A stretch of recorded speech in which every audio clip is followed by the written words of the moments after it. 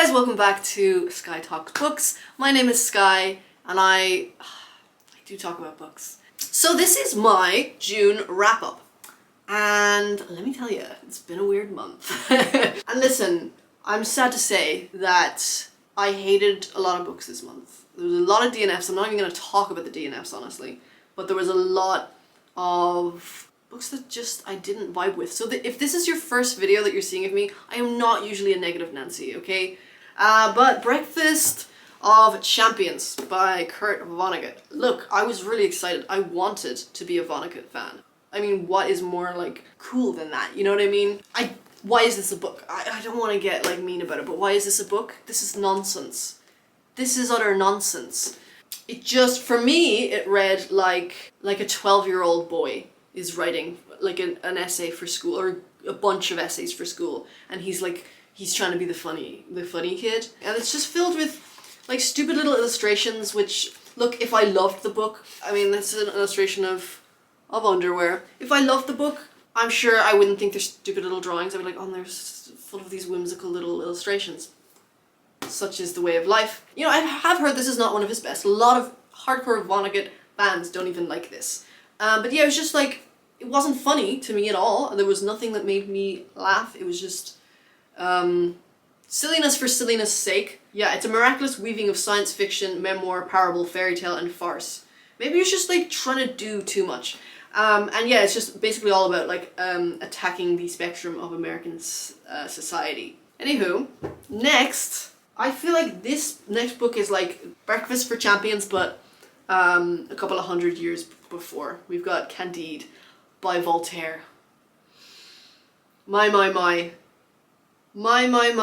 This is more nonsense. And I wasn't even able to read it physically. I had to get it digitally because this text is like a nightmare. I sound like such a negative Nelly, and I'm sorry. And I was very excited for this book. Okay, I think I might not like satire, because these are both heavily satirical, huge satires, and they're both just pure silliness and pure, like, no subtlety or anything. Now, another book that I was so excited for. This is Winter in Shoko by Elisa Chua Dusapin. And this is Korean translated fiction, and I absolutely love this cover. That's the only reason I'm still happy that I bought this book, because I love this cover. I think it is amazing. But it was such a letdown. So it's about this woman, this young woman, like in her early 20s, who works in a little guest house in Shoko, this very touristic town that during the winter is like covered in snow. It's pretty much dead, and it's kind of close to the border of North Korea. And one of the tenants, or is it tenants? Guests. One of the guests is this French guy who he's writing a comic. He's an illustrator, because he's basing his next comic on Shoko. And you know, this is, I mean, it's very slice of life, which I usually love slice of life, but this was so dull. So dull. Like, when I tell you nothing happened, nothing happened. It's supposed to be a book about like her bringing him around, being his tour guide. They went on like 2 trips, and it's described for like 2 pages maybe. They went to like North Korea, and that should have been really interesting, but it wasn't. Most of the time in this book, it's just descriptions of fish markets and people cutting up octopus, people eating fish, people cutting up fish. We didn't get a sense of Shoko, the guest house, nothing. Okay, and then one interesting thing happened. She's like spying on him. He's in his room drawing, and that's nice. I really like the descriptions of him drawing, because I mean, is there anything more attractive than an artist drawing? Probably not. And then he like tears off a piece of the paper and starts licking it, and then starts eating it and sucking it. That's interesting. Okay, here we go. We got something. It's never mentioned again. How are you gonna just bring up that he eats paper in his private spare time, and then just go on to like describe more fish markets? They talk about burying the lead. So yeah, truly nothing happens in this book. We don't really get a sense of how anyone feels about anybody. Luckily, it was very short. It was a very short book. You know, like, I was intrigued from the start, because it starts right in the action, if there's any action to be described in this book. He arrived muffled in a woolen coat. He put his suitcase down at my feet and pulled off his hat. Western face, dark eyes, hair combed to one side, He looked straight through me without seeing me. Somewhat impatiently, he asked me in English if he could stay for a few days while he looked around for something else. I gave him a registration form to fill, and then it just describes like the checking in process. But I was like, ooh, okay, like a sexy, mysterious, dark, kind of mean guy. But no, none of that, truly boring.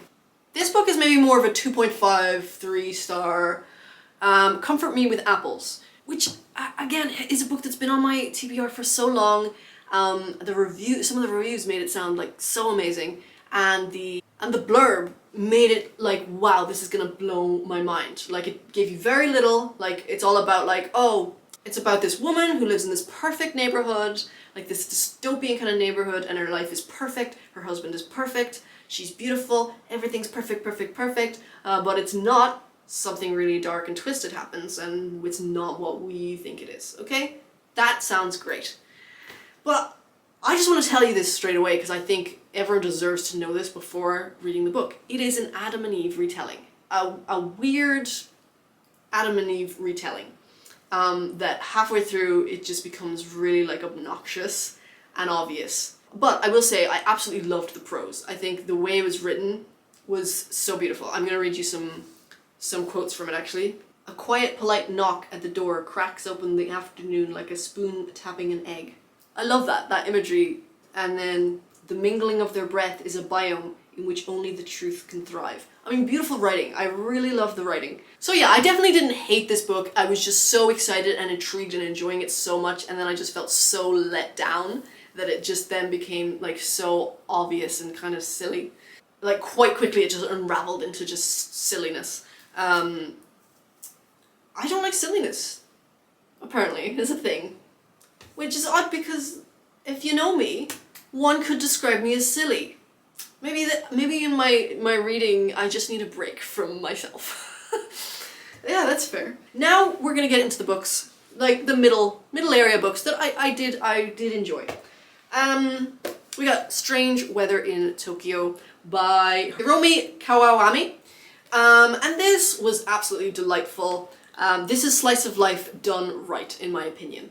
It's about this woman who, she doesn't really have much going on in her life other than work, and she goes to this like bar after work, and she she runs into her old professor, who she just calls Sensei all the way through the book, and they spark up a friendship. And well, I don't want to tell you anymore. It was delightful and heartfelt and atmospheric and like cozy, but without being predictable or kind of a bit naff or cringe or something. No, I really did enjoy this. And I'm glad that I have another book by the same author called The Nakamo Thrift Shop, I think. So I would definitely recommend this book for sure. Next, we have a classic. Oh, did you see it? No spoilers. In fact, actually, if you watched my reading vlog, which I highly recommend, which I'll put a card up somewhere, you'll know that I read Breakfast at Tiffany's by Truman Capote. And, I mean, truly, maybe watch my video for the full insider scoop. But I loved it.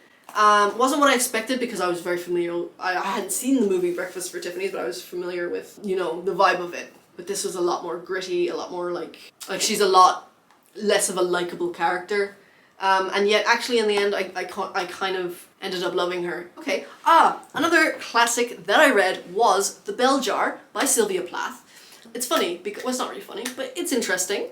I tried to read this when I was 18 or 19, because I was a big fan of her poetry. In school, we studied it for the Leaving Certs. And at the time, I had very bad emetophobia. I still have emetophobia, but nowhere near as bad. And there is a scene pretty close to the start of the book where they all get food poisoning from crab meat. And there's some very graphic descriptions of the results of food poisoning. And I couldn't read it, so I had to put the book down, and I wasn't able to like revisit the book until now. But I'm glad I did. Look, I mean, it's iconic. It is the mother of all sad hot girl books. You know, I loved the first section of the book where she's in New York on her like internship, apprenticeship thing for the magazine. And then the part where she's like in the mental asylum, which should be the best part, just fell a bit flat. And also that's when she, like, her truly unlikable side came out. And I like unlikable characters, like I said. They do have to make sense, and I have to kind of know where they're coming from. But she was just like awful. I mean, one of the nurses, she just like kicked over his tray of like, you know, needles and medicines and stuff just because, and then pretended like she didn't do it. Like, this nurse did nothing wrong. She just did it to make his life worse, and didn't seem to feel bad about it, and she didn't really have any redeeming qualities. There is some quotes that I would like to read to you, if I may have your ear. The only reason I remembered this play was because it had a mad person in it, and everything I had ever read about mad people stuck in my mind, while everything else flew out. I don't know, that is super relatable. Okay, now we're getting into the books that I really did love. 4 5-star books. Everything I Never Told You by Celeste Ng. This was an incredible book. It's about this Chinese-American family living in small-town America in the 1970s. And the middle child, Lydia, is found dead. We don't know what happened, the family doesn't know what happened, the police don't know what happened. It's kind of about that mystery unfolding, but it's more about the family dynamics and just family secrets and like family trauma and generational trauma and being an outsider. And something I liked about it, and I obviously don't want to give too many spoilers because this is a great book and I think you should absolutely read it, but it does flip a lot of family dynamic cliches on its head, and I really like that. And it had some really insightful things for me, anyway, about race. This scene is when James, one of the kids, on his first day at school, and he is American Chinese, bear that in mind. That first morning, James slid into his seat and the girl next to him asked, "What's wrong with your eyes?" It wasn't until he heard the horror in the teacher's voice, "Surely, Brian," that he realized he was supposed to be embarrassed. The next time it happened, he had learned his lesson and turned red right away. Wow. And then this is him talking about when he is older and he wants to break away from his family. You could stop taking their phone calls, tear up their letters, pretend they'd never existed, start over as a new person with a new life. Just a problem of geography, he thought, with the confidence of someone who had never yet tried to free himself of family. Yeah, so it was a hard-hitting book, for sure. Next, I read a middle grade book called Orbiting Jupiter, and this was pretty emotional and pretty, like, really flipping sad for a middle grade book, like, a bit traumatizing, I would say. And this is about a teenager, and he is in foster care with this new family, and it's told through the eyes of his foster brother, who's about 2 years younger than him. So he's 12, and the foster son is 14. And he has a daughter, an infant daughter, who he isn't allowed to see. And it's just about him, like, opening up, and we get to know his story and how he got into foster care and about his daughter, and it's told in a very simple kind of language, because it's told through the eyes of a 12-year-old. Yeah, I mean, if you cry at books, maybe skip this one, unless you like crying at books. I don't cry at books, but I can definitely, if I was someone who cried at books, I would definitely cry at this book. That's not me flexing, by the way. I'm not like, I'm so tough I don't cry at books. I would like to cry at books. I think that would be a fun activity. Okay, we're almost there. We have a new favorite classic. The Awakening by Kate Chopin. I flipping loved this so much. I read it just in a day. It's very short, to be fair. And there's this famous, kind of famous in Ireland, this Goodreads reviewer, and I think he had a booktube channel at one point called Barry. And I read his review of this, and he kind of gave it like not a great review. And he said it's basically just a woman like going around, not really doing anything and having like feminine thoughts and feelings. Absolutely, it is, and I love it. It's such a look into the psyche of a woman who is kind of, you know, in a loveless marriage and what goes through her mind. This was a good romance. This is, oh, you don't know the book that I'm about to talk about.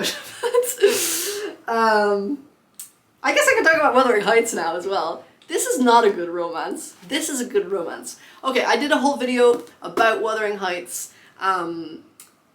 I have many, many mixed feelings about it. I loved it, I hated it. I don't think it's good romance, necessarily, but I go into more detail in my video, and if it's up right now, it'll be in the description. If not, you'll have to subscribe. But I don't think it's romance, but I think it is a great look at generational trauma and the cycle of abuse. So I don't want to say much more about that. I think we're all wrapped up. That was it. That was my June reading wrap up. I'm sorry that I was a bit of a negative Nancy at the start, but we got some positive books, didn't we? Let's get Willow to say goodbye. Oh. Yes. Oh, honey. Yeah.